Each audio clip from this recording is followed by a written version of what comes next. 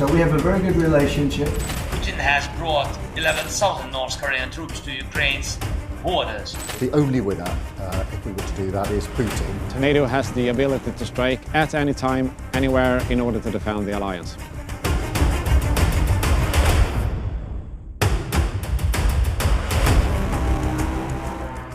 Winter has come to Europe, and Russia has amped up its operations in Ukraine. Putin has sent an additional 100,000 soldiers to the front lines in eastern and southern Ukraine. And the Russian soldiers are not alone. This time they have an ally fighting alongside in the trenches. And it's not Belarusian troops, but North Korean. Kim Jong-un has sent his elite soldiers to join Putin's troops on the front lines. It's an alliance unlike before. Russia and North Korea have ratified a mutual defense treaty. They have pledged to protect each other from the enemy without naming who the enemy really is.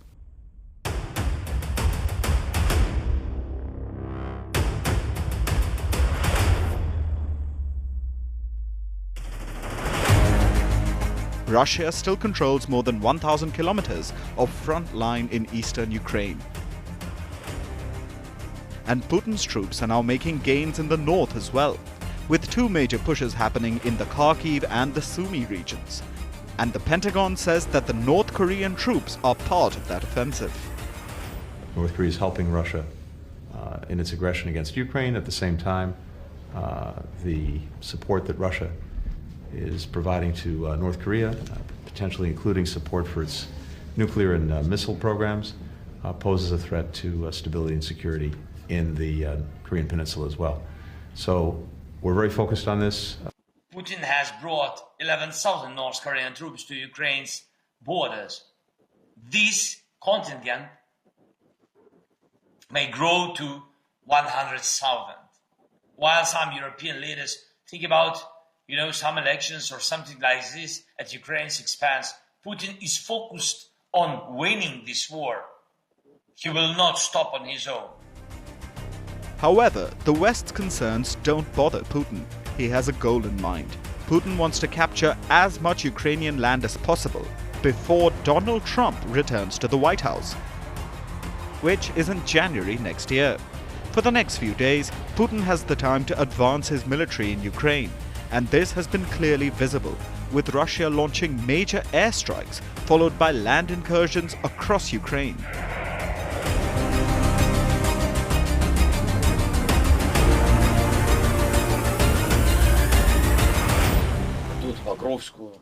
The Pokrovsk section is a very tense one. I know that only thanks to your resilience, the East hasn't been occupied in its entirety by the Russian Federation. The enemy gets our responses every day, from you and from your brothers in arms. I want you to know that the Ukrainian people are very thankful.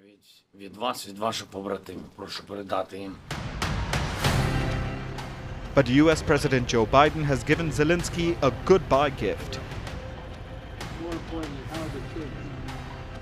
Biden has allowed Ukraine to use long-range missiles to strike deep inside Russia, a decision that kept Ukraine on edge for months. But now, Zelensky says that the US-made ATACMS will do all the talking.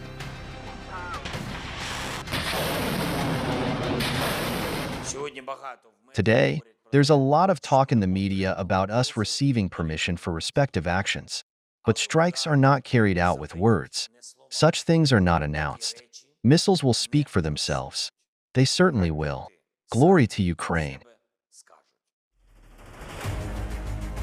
The MGM-140 Army Tactical Missile System, or ATACMS, are part of the High Mobile Artillery Rocket System, or HIMARS group.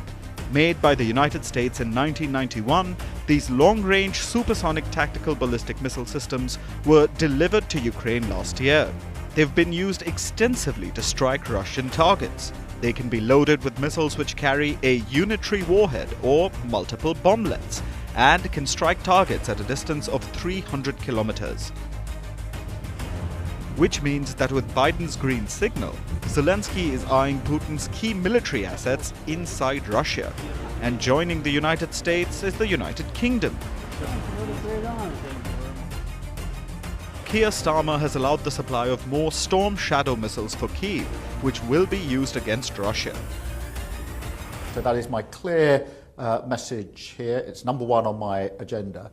Obviously, I'm not going to get into operational details because the only winner, if we were to do that, is Putin, and I'm not prepared to do that. The Storm Shadow is a Franco-British long-range cruise missile. It carries a 450-kilogram warhead and is air-launched from fighter jets. The Storm Shadow was inducted in 2003 and has a range of 550 kilometers. Which means that just like the Attackams, the Storm Shadow can deal lethal blows deep inside Russia. However, it's not either of these weapons which have Putin worried. Russia's latest push into Ukraine comes as Putin prepares to meet Donald Trump on the negotiating table.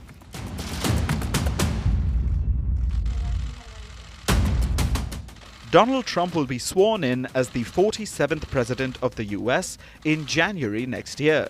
And he has promised to end the Russia-Ukraine war on day one upon taking office. So we have a very good relationship, and I also have a very good relationship, as you know, with President Putin. And I think if we win, I think we're going to get it resolved very quickly. I really think we're going to get it resolved. Trump has called his relations with Putin very good, and the love has been reciprocated by the Russian president. Putin has said that he's willing to begin truce talks once Trump enters the White House. Hello, everybody. You know, you can think of him whatever you want, because everyone initially in his first iteration as president said that he was mainly a businessman and that he understood very little about politics and could make mistakes. A person shows himself in extraordinary circumstances. This is where a person shows himself, and he showed himself, in my opinion, in a very correct way, courageously, like a man. Trump has previously said that he can surely bring an end to the war. One of his offers is to create a NATO-enforced buffer zone in Ukraine, where the currently occupied parts of Ukraine are considered no man's land. Which essentially means that Ukraine would lose its territory. On the other hand, Putin says that he has two conditions: that NATO stop expanding towards Russia, and that Ukraine gives up its ambitions of joining the Western security bloc. But the actions of NATO before Trump takes office are completely opposite to Putin's demands.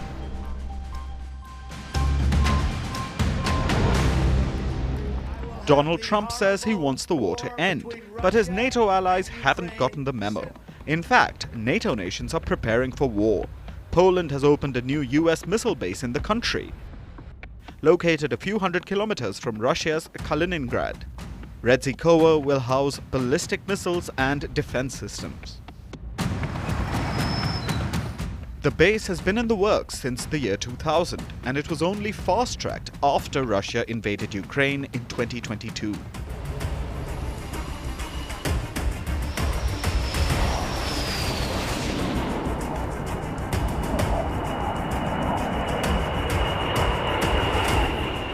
Simultaneously, the United States has ramped up military drills with NATO's latest entrant, Sweden. And this specific detachment of how quickly a unit from a U.S. carrier can show up to Sweden to support, and even more importantly, how Sweden can then support U.S. assets from their bases within Sweden. Neptune strike shows that NATO has the ability to strike at any time, anywhere, in order to defend the alliance. Meanwhile, the Nordic nations of Sweden and Norway are preparing their residents for a direct war with Russia. Millions of Swedes and Norwegians have been instructed to stock up on food and essential supplies as tensions worsen between Russia and NATO. As Biden leaves the White House, he has given Ukraine enough weapons to strike inside Russia before Trump assumes the presidency, and acts on his promise to end the war in Europe. But three major questions still remain. Will Putin play ball? Will Ukraine agree to negotiate on Trump's conditions? And can Trump stop the Russian war machine?